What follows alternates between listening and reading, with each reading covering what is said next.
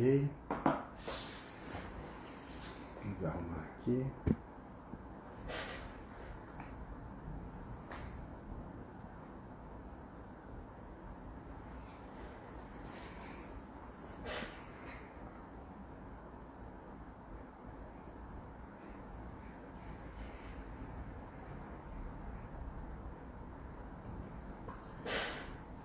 Caros amigos do Centro Espírita Herculano Pires, da cidade de Maracás, na Bahia, é com muita alegria que mais uma vez estamos aqui participando dessa live pelo Instagram, pelas redes sociais, falando aos amigos diretamente aqui de Mato Grosso. Hoje nós estamos na cidade de Cáceres, fronteira com a Bolívia, o início do Pantanal de Mato Grosso, região do Alto Pantanal. E a Casa Espírita Herculano Pires nos convida a trabalharmos neste início de noite, aqui em Mato Grosso agora, 18 horas e 32 minutos. Na Bahia já 7h30, 19h30. Então o tema proposto pelo Centro Espírita Herculano Pires, para estes minutos que temos de reflexões, é semeadura livre, colheita obrigatória. Vamos aqui então, nesses breves minutos, tratar desse assunto. Fizemos aqui algumas anotações para que possamos, de uma forma simples, mas buscando refletir de forma profunda em torno das lições do Evangelho de Jesus, vamos procurar fazer aqui uma reflexão adequada a este momento e a esta circunstância que é nos encontrarmos virtualmente pelo Instagram, no caso aqui. Antes de mais nada, queremos pedir a Jesus que nos abençoe, que nos proteja, que nos inspire e que nos auxilie nesses momentos para que possamos responsavelmente fazermos aquilo que nos cabe, emitindo as energias que nos cabe emitir, falando aquilo que está na mensagem do Evangelho, do nosso jeito, é claro, mas com a responsabilidade e com a ética espírita, que assim seja. Amigos, quanta coisa que aparentemente em nossas vidas se mostram como grandes injustiças. Nós percebemos que é uma grande realidade. É uma realidade praticamente intocável. O fato de que somente a crença derivada de estudos, de reflexões racionais, somente uma crença profunda e bem fundamentada na vida futura pode justificar, pode explicar as razões, os motivos pelos quais passamos por tantas aflições, por tantos sofrimentos. O tema das nossas reflexões hoje é semeadura livre, colheita obrigatória. E não há como nós iniciarmos as nossas reflexões sem trazermos, neste momento à baila, esta máxima que a doutrina espírita nos traz. Somente a crença na vida futura, mas não é uma crença qualquer, é uma crença derivada de estudos, reflexões, análises, comparações. Não é porque alguém mandou acreditar, mas é porque nós desenvolvemos, captamos, apreendemos de acordo com os nossos estudos. Que realmente é uma crença que nos demonstra que a vida futura justifica tudo isso que nós estamos passando. Todas as situações benéficas, mas também as dificuldades pelas quais a vida está nos convidando a passar. E nós percebemos que realmente no mundo como a Terra, que na conceituação espírita é um mundo de provas e de expiações, não é possível que tenhamos aqui a plena felicidade. Mas é possível que vivamos no mundo de forma mais feliz, fazendo os nossos esforços para estarmos em movimento em busca dessa felicidade que se conquista com a reforma íntima para melhor. Mesmo assim, a plena felicidade é óbvio que não vamos encontrá-la na Terra. Como é que nós vamos ser plenamente felizes se temos tantos sofrimentos, tantas dores? Colhendo aquilo que semeamos no passado, seja em reencarnações pretéritas, seja nesta própria existência. E passamos a perceber, e não precisa ser espírita para fazer esse tipo de reflexão, por que tanta pessoa nasce na miséria e outros menos, em volume, em número menor, nascem na opulência, na riqueza? Porque uns nascem no lixão, onde nem existe ainda aterro sanitário, e outros nascem em palácios, em grandes mansões. Por que uns ficam no lixão e outros conseguem avançar? Por que uns sofrem mais do que outros? Porque homens de bem, pessoas de bom coração, de boa vontade, sofrem tanto? E por que pessoas maquiavélicas conseguem alcançar êxito naquilo que se propõe alcançar, materialmente, na maioria das vezes falando? Por que o mal ainda consegue produzir resultados para os materialistas e as pessoas que buscam se espiritualizar encontram tantos desafios em sua caminhada? São reflexões oportunas. Quantas vezes nós paramos para pensar, por que eu estou sofrendo, eu estou passando por isso? Porque se Deus é Pai amoroso, por que Ele está me permitindo passar por essa dor? Já não pensamos isso? Algumas vezes? Allan Kardec inicia a doutrina espírita no livro que foi publicado em 18 de abril de 1857, O Livro dos Espíritos. Após uma introdução na qual ele trabalha conceituações para demonstrar que aquela doutrina dos espíritos que ele estava trazendo, que ele estava sendo intermediário, digamos assim, porque ainda que não fosse médium ostensivamente, era inspirado pelos bons espíritos e codificou mensagens espirituais que chegavam de diversos locais do mundo, da Europa sobretudo, comparando-as e verificando a similitude das mensagens transmitidas ao mesmo tempo por médiuns diversos em locais diferentes, ele poderia acreditar então que aquilo seria uma verdade. Então Allan Kardec trabalhou com muito zelo, metodologicamente, professor que ele era, aluno de Pestalozzi em sua infância. E nos trouxe o Livro dos Espíritos. Na introdução, na primeira página, ele fala o que é espírita, o que é espiritualista, diferenciando certos conceitos de alma e espírito, alma didaticamente como sendo o espírito reencarnado, espírito que somos todos nós encarnados no corpo ou não, enfim, ele fez uma introdução. E depois inicia um livro com 1019 perguntas e obtém as respostas dos espíritos. Na primeira edição, é claro, era um número menor de perguntas, mas a primeira pergunta já vinha desde logo dizendo: o que é Deus? Allan Kardec pergunta aos espíritos o que é Deus, não pergunta quem é Deus, porque nós vivemos no mundo e viemos de culturas seculares de que Deus seria a imagem de um homem, sentado num trono, talvez admirando as situações que as pessoas passavam, agindo por capricho, castigando, punindo. Mas Allan Kardec não pergunta no Livro dos Espíritos quem é Deus, mas sim o que é Deus, inspirado que já estava. Ele sabia, desde formulando a sua pergunta, que Deus não era um ser único, uma pessoa, um espírito, ainda que mais evoluído. Ele pergunta o que é Deus. E os espíritos respondem: é a inteligência suprema. Deus é a inteligência suprema.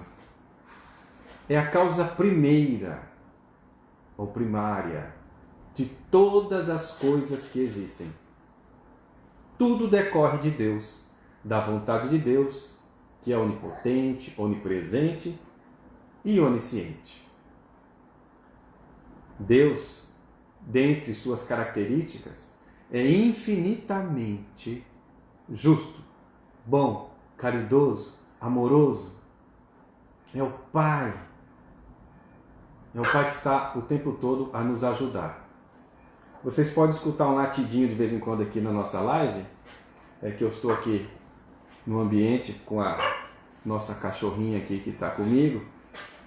E ela é meio teimosa. Eu falo para ela ficar quieta e ela não fica quieta.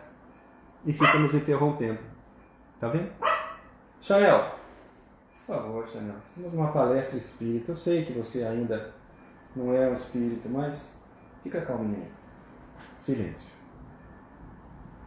Amigos, se Deus é a inteligência suprema, a causa primeira de tudo que existe, é amoroso, é misericordioso, por que nós sofremos? Por que nós colhemos dores, sofrimentos? Por que neste exato momento, muitas pessoas que estão aqui participando conosco, que em algum momento chegarão a participar dessa palestra, estão pensando assim, nossa, mas se Deus é tão bom assim, por que eu estou passando por isso? E só eu sei o que eu estou passando. Não é fácil viver dessa forma. Mas o Espiritismo vem nos dizer que nós já somos suficientemente maduros para compreender que a vida não é uma brincadeira qualquer. Que todo sofrimento decorre de atitudes nossas. Todo benefício, toda dádiva, todo regozijo, toda alegria, todo êxito também, da mesma forma, é uma colheita derivada de uma plantação, de uma semeadura que nós mesmos produzimos. Então a dor não é um castigo de Deus. O sofrimento não é um castigo de Deus, mas é um convite à reflexão e ao aprendizado. Por que estou passando por isso? Por que estou colhendo isso? E não precisamos fazer exercícios de regressão a vidas passadas para perceber que as nossas maiores dificuldades estão denotando quais são as nossas maiores necessidades de desenvolvimento de valores positivos, de virtudes. As causas das aflições, segundo a doutrina espírita, podem ser decorrentes, portanto, de situações que nós semeamos em reencarnações passadas, mas também da semeadura na própria existência atual. Então vejamos, quantos semeiam imprevidência, quantos semeiam astúcia, esperteza, ambição em excesso, quantos agem assim? Quantos se arruinam por falta de controle, de ordem, de perseverança? Quantas uniões, quantas famílias desgraçadas, porque foram construídas e semeadas com base no interesse, no famoso golpe do baú. Quantas doenças decorrentes da semeadura dos excessos, de toda ordem.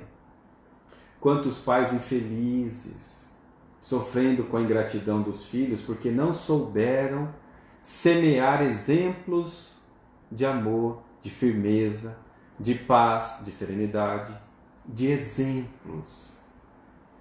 Não souberam domar as más tendências dos filhos.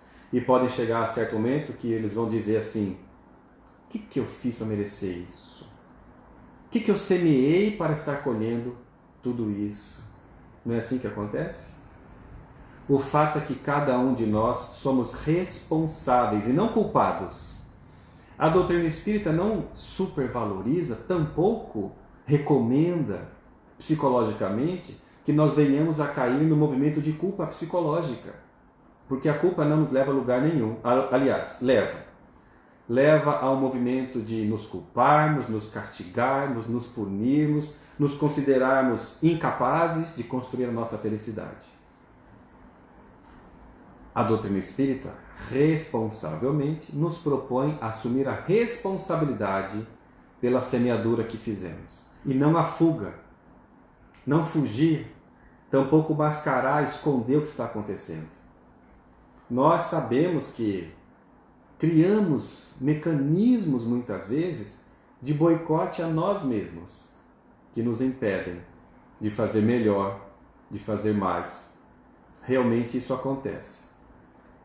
Mas nós também percebemos que é possível não cair nessas armadilhas. É possível fazer melhor. Então vejamos, deixa eu arrumar essa câmera aqui enquanto isso. Ok. Então vejamos.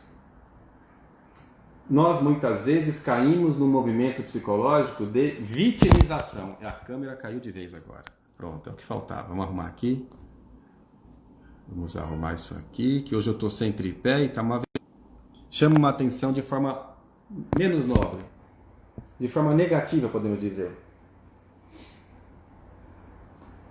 É como se nós estivéssemos sempre encontrando com pessoas que nos deixam mais para baixo ainda. Que quando nós estamos sofrendo, essa pessoa chega e nós ficamos mais com dores ainda maiores. Porque é a pessoa que está sempre se fazendo de coitado, que não assume responsabilidade pelas suas ações. Que está sempre encontrando um meio de falar, mas eu fiz isso porque o outro fez primeiro. Mas eu sou assim porque nada dá certo na minha vida. Totalmente pessimista, negativista. Quer se fazer de coitado. E quem quer se fazer de coitado não assume responsabilidade. Deixa de aproveitar o momento do aprendizado da dor, que é uma colheita derivada das nossas atitudes, para ficar se colocando como eterna vítima das circunstâncias. Há um outro movimento psicológico que também não nos faz bem, que é o movimento do puritanismo. Quando a pessoa está passando por alguma situação que lhe convida a crescer com aquilo, e ela fala, mas eu não penso assim, eu não falo assim, eu não ajo dessa forma, eu não. Eu sou espírita, eu sou, sei lá, outra religião, eu sou da família tal, eu sou bem criado ou bem criada. O puritanismo muitas vezes está aliado a situações na área do sexo. A pessoa quer ser uma puritano ou uma puritana, e aquilo que vê os outros fazendo, condena nos outros, mas muitas vezes ela quer estar fazendo. Gostaria de estar experimentando, mas prefere ficar naquela situação de culpar os outros e de não assumir a responsabilidade por aquilo que está passando, pelas privações pelas quais está passando, considerando, isso eu não posso estar passando por isso porque eu sou uma pessoa do bem. Será realmente? Será realmente que nós somos pessoas que podemos atirar a primeira pedra em relação aos outros? Será realmente que nós estamos livres de passar por dores por sermos espíritas, ou por sermos protestantes, evangélicos, católicos, ou não temos religião alguma? De forma alguma. O puritanismo é uma fuga da realidade, fuga da responsabilidade, fuga da colheita, que é uma necessidade para que nós possamos aprender. Vitimização, puritanismo, negação. Quando a pessoa não assume o erro que cometeu, a semeadura equivocada que ela semeou, e aí começa a negar. Não, isso eu não fiz, eu não faço isso.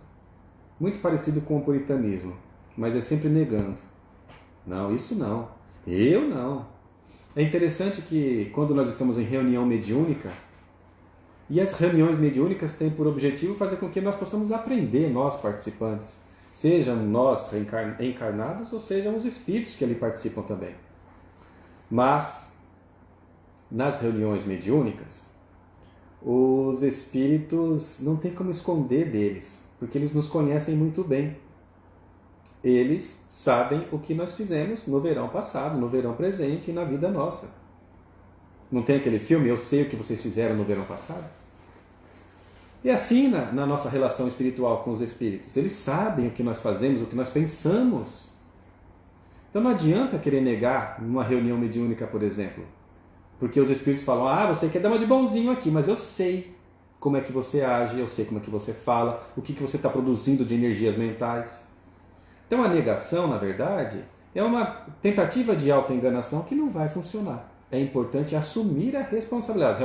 Realmente, Eu me comprometi a abrir o centro espírita até o horário, não consegui chegar na hora, se me perdoe, eu vou fazer melhor na próxima, ok. Mas assumir responsabilidades.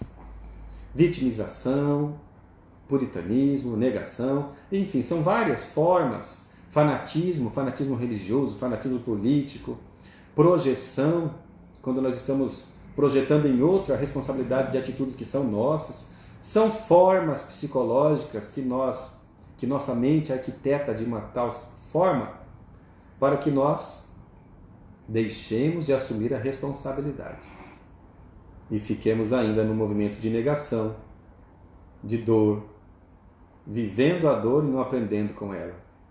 A dor e o sofrimento, meus irmãos, minhas irmãs, são convites, não são castigos, são convites, são propostas para que nós possamos aprender com ela. A dor chega para nós quando nós nos desviamos do movimento, do caminho do amor. É uma proposta para que nós nos esforcemos e regressemos ao caminho do amor. E o amor educa, o amor acolhe, o amor propõe. O amor é o amor. É o pai ou a mãe de todas as virtudes. Então, todas as vezes que nós passamos por situações atuais, por conta da nossa imprevidência, dos nossos excessos, todas essas semeaduras equivocadas estarão nos trazendo convites de colheitas da dor, para que possamos aceitar a dor, aprender com ela e fazer a correção que seja necessária, a reparação que a vida nos propõe. São causas atuais das aflições, mas existem também as causas anteriores das aflições. Por exemplo, sofrimentos inesperados, sem que haja uma justificativa aparentemente justa, perda de entes queridos que nos trazem muito sofrimento, perda entre aspas, porque pessoas não são coisas, não é?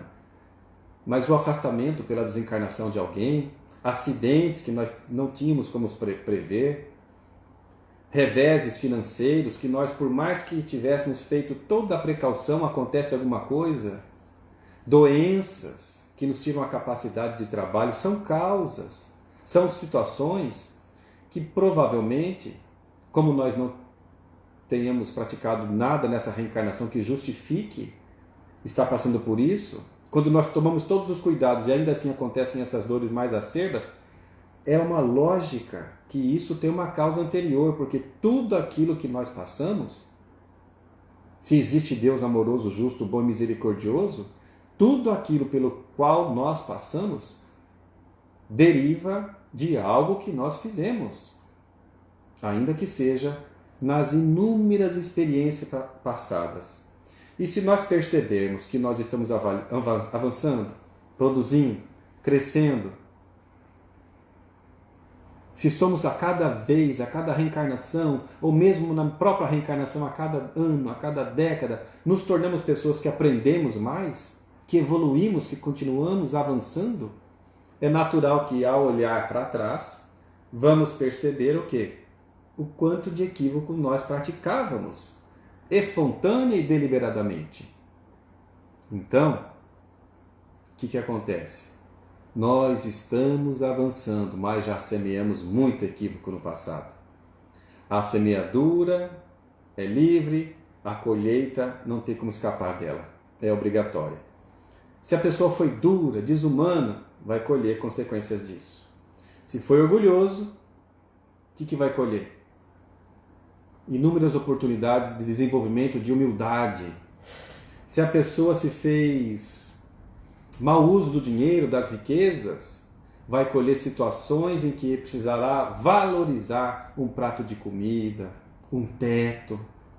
Se a pessoa foi um mau filho, uma má filha, vai sofrer com ingratidão dos seus filhos também para valorizar o sentimento familiar. Enfim, a colheita é da nossa liberdade. Todos nós temos livre arbítrio. Aliás, a semeadura da nossa liberdade, decorrente do nosso livre arbítrio, que todos nós temos. É uma bênção em nossas vidas o livre arbítrio. Vem da lei de liberdade, que é uma das leis divinas. O apóstolo Paulo estabeleceu que tudo me é lícito, mas nem tudo me convém. Isso é uma máxima que vem ressaltar a importância da liberdade de escolha na construção da felicidade que nos seja possível na Terra. Tudo nós podemos fazer. Posso xingar, posso ofender, posso aqui nesse momento ficar emitindo energias negativas? Posso ou não posso? Posso. Mas isso me convém? Não. Por que não convém? Porque atrapalha a nossa evolução. E o nosso compromisso reencarnatório é com a nossa evolução. Aprendendo pelo trabalho, pela convivência, pelos estudos, pelas colheitas daquilo que semeamos no ontem. Nós passamos por diversas fases espiritualmente falando. Do instinto, depois das sensações e agora dos sentimentos. Mas muitas vezes ainda nos pegamos agindo por instinto, outras vezes experimentando por sensações. Mas a proposta da nossa reencarnação é que, num esforço de autoencontro, busquemos desenvolvimento do sentimento, ou seja, fazendo um bom uso do livre-arbítrio, saindo da infância espiritual. Quantos de nossos irmãos homicidas, quantos de nossos irmãos suicidas semearam o assassinato de outrem ou do próprio corpo? Vão colher naturalmente por um ato de misericórdia de Deus. Não vão sofrer indefinidamente. Ao contrário, a bênção da reencarnação. E nestas situações, provavelmente, certamente, serão reencarnações expiacionais. Homicidas e suicidas, a história está aí, repleta de exemplos a nos mostrar. Os livros espíritas, os relatos dos espíritos, reencarnam essas pessoas muitas vezes em reencarnações compulsórias. Reencarnam muitas vezes pedindo para reencarnar em corpos com doenças. Doenças mentais, muitas vezes, são pessoas que nós vemos aqui consideradas pessoas especiais, excepcionais, que merecem todo o nosso carinho, nossa compreensão, nosso respeito, porque muitas vezes eles não se suportam. São inteligentes espiritualmente, mas privados fisicamente num corpo com dificuldades. Assumiram a responsabilidade por esta reencarnação provacional e expiacional. Mas nem por isso nós devemos nos esquecer deles. Ao contrário, orar por eles. Orar pela família que acolhe um espírito nessa situação, que merece todo o nosso carinho. E o anjo da guarda, hein? Qual é a posição? Qual é a missão do anjo da guarda? Eu percebi que eu estou com esse fone de ouvido sem nenhuma necessidade, que ele não está funcionando.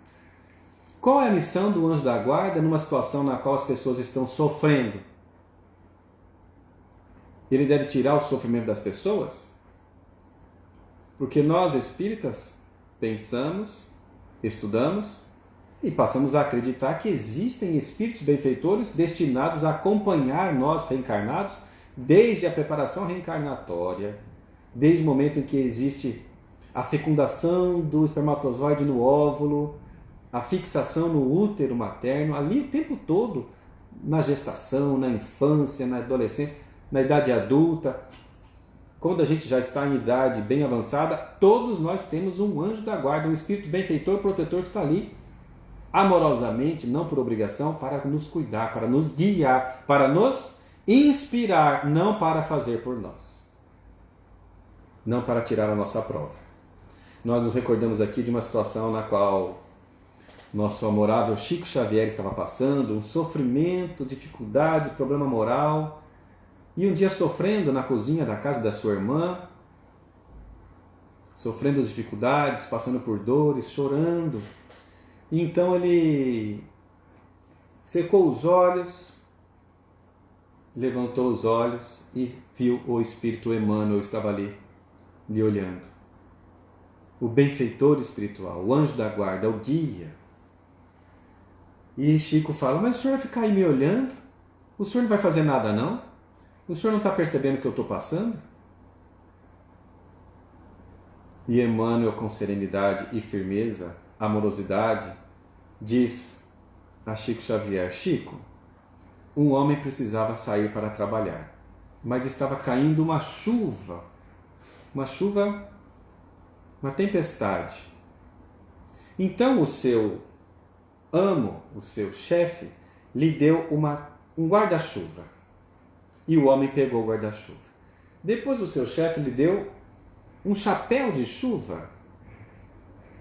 E o homem colocou o chapéu de chuva.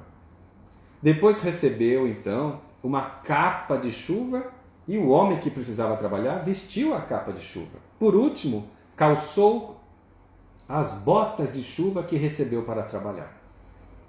Então, meu amigo Chico, você recebeu o chapéu, o guarda-chuva, a capa, a bota para a chuva da reencarnação repleta de provas que você aceitou passar por isso.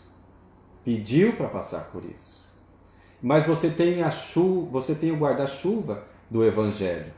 Você tem a capa das mensagens que nós trazemos através de você. Você tem, é bem verdade, a bota da sustentação dos benfeitores que estão ao seu lado. Então, meu filho, você tem tudo isso? Use, porque eu não vou tirar de você a prova, senão você não vai evoluir.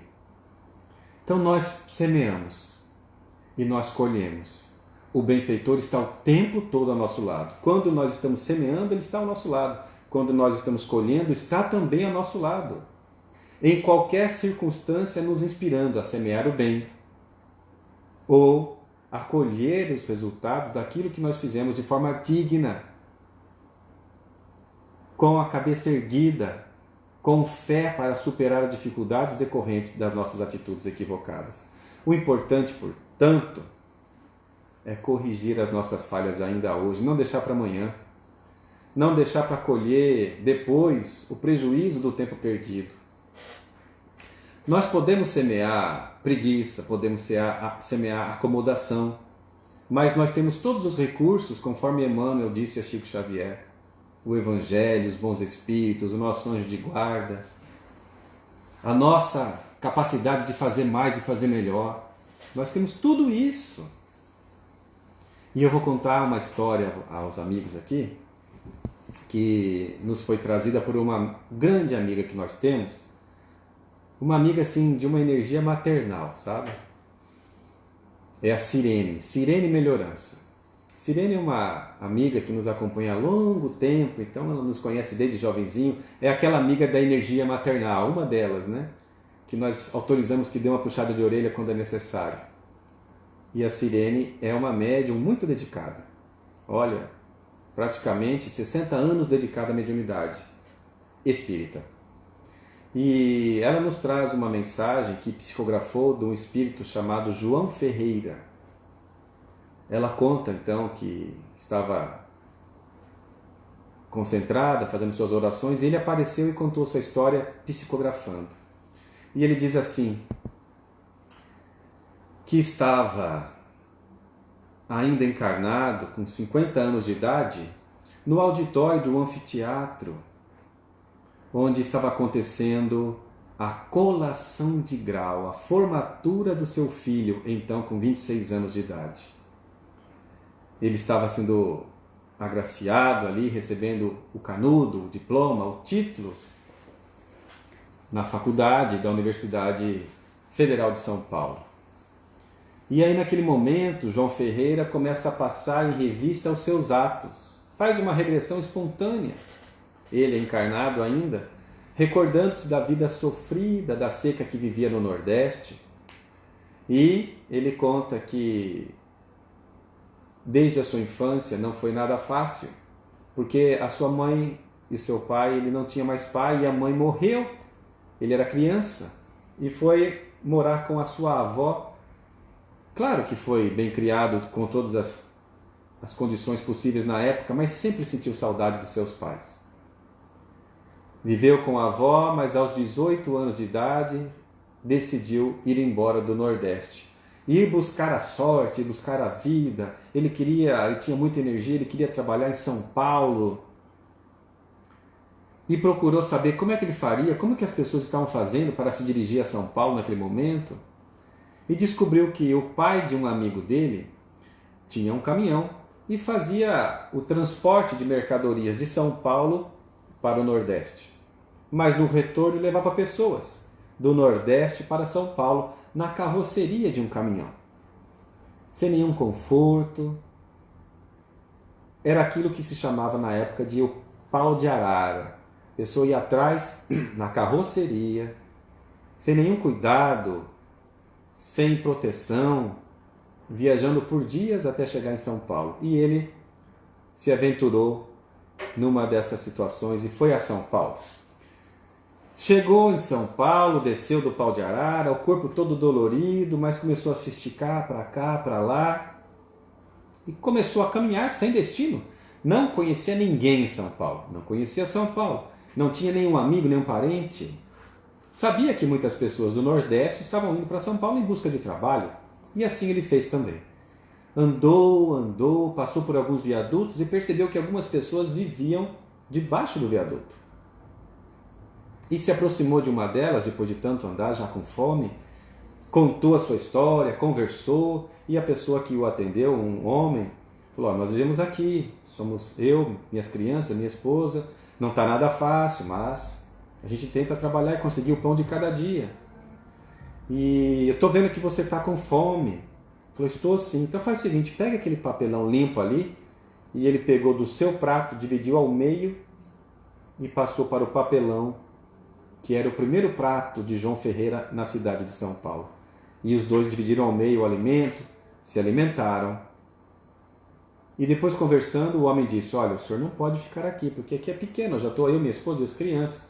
Procure um lugar para ficar, se precisar de uma ajuda, eu estou por aqui. João agradeceu e continuou a caminhar. A noite veio e ele não tinha onde se abrigar. Percebeu que tinha por ali uma mata, se brenhou na mata e debaixo de uma árvore ficou ali e passou a noite, encostado, sem reclamar. No dia seguinte, vendo a claridade, escutou um barulho, um movimento, ali perto tinha um lixão, onde os caminhões de lixo despejavam os lixos das pessoas, e ele se dirigiu para lá e viu que as pessoas estavam catando lixo.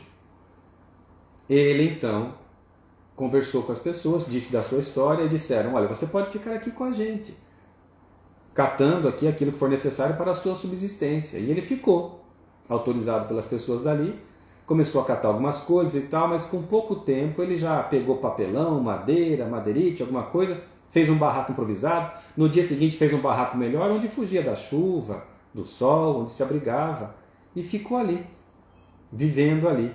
Tinha o sonho de trabalhar, de conseguir um emprego, mas ele estava ali naquela situação.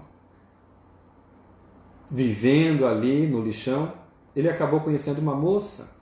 Ele tinha 18 para 19 anos, ela tinha 15, namoravam. E ele pediu autorização para os pais dela e ela foi viver com ele no barraco dele. Alguns anos depois já tinham ali 3 filhos que nasceram do amor nessa simplicidade. E um dia um filho dele mais velho estava brincando com um pedaço de ferro e batendo numa bolinha de papel para lá e para cá. Ele achou estranho aquilo, deu uma vontade de pegar aquele papel, ele desembrulhou o papel e olhou: que papel é esse? Quando ele abriu, estava lá: o Evangelho segundo o Espiritismo, capítulo 25, buscai e achareis. E em seguida escrito: ajuda-te que o céu te ajudará. Ele leu aquela mensagem cristã que a doutrina espírita nos traz. E se sentiu mobilizado, estimulado, animado. No dia seguinte, ele pensou: eu não vou ficar aqui mais, eu vou sair daqui, eu quero pedir a ajuda de Deus, vou me ajudar e Deus vai me ajudar. Ele pensou: vou começar a semear otimismo em minha vida. E ele pegou aquele monte de ferro que tinha e num carrinho de roda que ele mesmo fabricou, pegou uma roda que tinha lá e fabricou um carrinho de mão, levou aquele monte de ferro velho para uma loja, para uma oficina de ferro velho, para um comprador de ferro velho. Chegou lá, vendeu todo aquele ferro velho por um preço justo, e o homem disse assim: mas faz muito tempo que o senhor não passava por aqui. O comprador perguntou para ele: o senhor está sumido por quê? Estava esperando acumular tanto ferro velho assim? Ele disse: olha, eu vivo no lixão, estava realmente acomodado, mas o senhor não vai acreditar o que aconteceu comigo ontem. E contou a história do papel que ele abriu, desembrulhou, leu a mensagem. E o comprador do ferro velho disse: mas eu conheço essa mensagem, eu conheço esse livro, vem aqui ver comigo. E dentro do escritório ele tinha o livro O Evangelho segundo o Espiritismo. E eles conversaram ali sobre a mensagem espírita, o que era o espiritismo, porque João entendia, porque assim recebeu as mensagens desde a sua infância, que espiritismo é coisa de demônio, é coisa errada, é coisa do mal. E ele recebeu essas informações e acreditou nisso. E o homem falou assim: não tem nada disso não. É uma filosofia de vida, tem base em estudos, nos liga a Deus. É uma bênção o espiritismo. Inclusive, se o senhor quiser, senhor João, pode nos acompanhar no sábado na nossa centro espírita. Nós estudamos, nós recebemos a energia dos passes pela imposição das mãos, da oração simples. As suas crianças podem participar da evangelização, ensinando o caminho de Jesus para as crianças. Dito e feito. Sábado seguinte, João Ferreira, sua esposa, os 3 filhos estavam no centro espírita. Ele queria se alimentar daquela mensagem cristã, da mensagem espírita, de tal forma que se sentia animado. E à noite, quando chegava de volta para o lixão, ele contava tudo o que tinha aprendido na linguagem dele, e as pessoas se sentavam em volta, e já tinha ali algumas dezenas de pessoas, e ele falando de espiritismo durante alguns meses. Até que chegou uma ocasião que, frequentando o centro espírita lá, encontrou o seu amigo comprador de ferro velho, e ele falou assim: João, lá no fundo da minha oficina tem uma casinha, porque o homem que morava lá, que trabalhava comigo, teve que ir embora, voltar para a sua região, lá em Minas Gerais.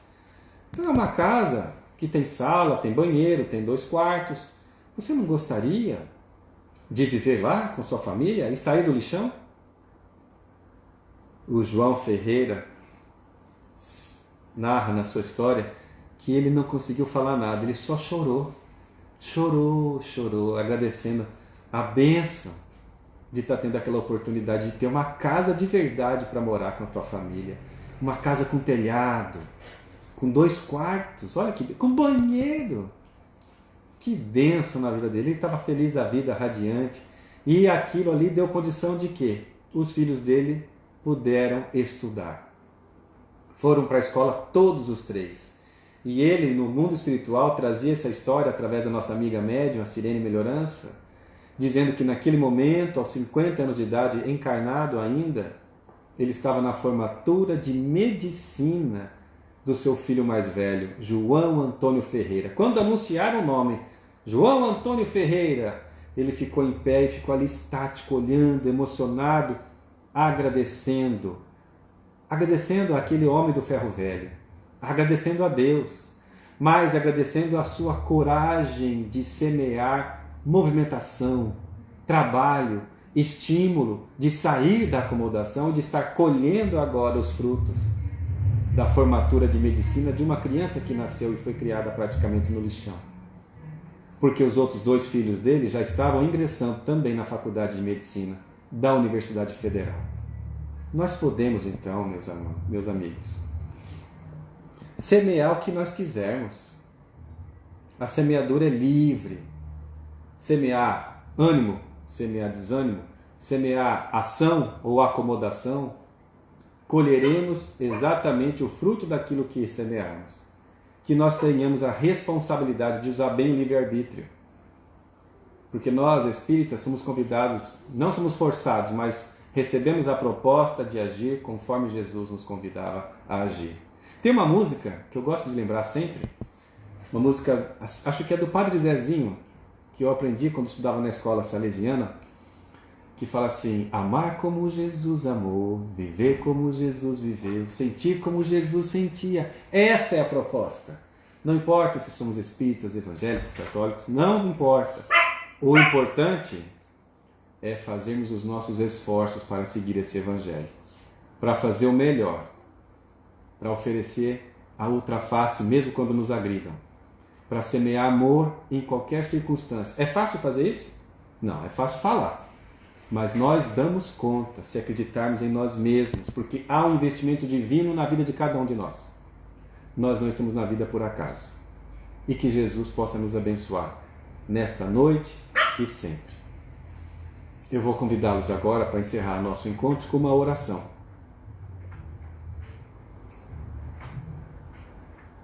Vamos orar? Fechando nossos olhos, elevando o nosso pensamento a Jesus, o nosso amigo de todos os momentos.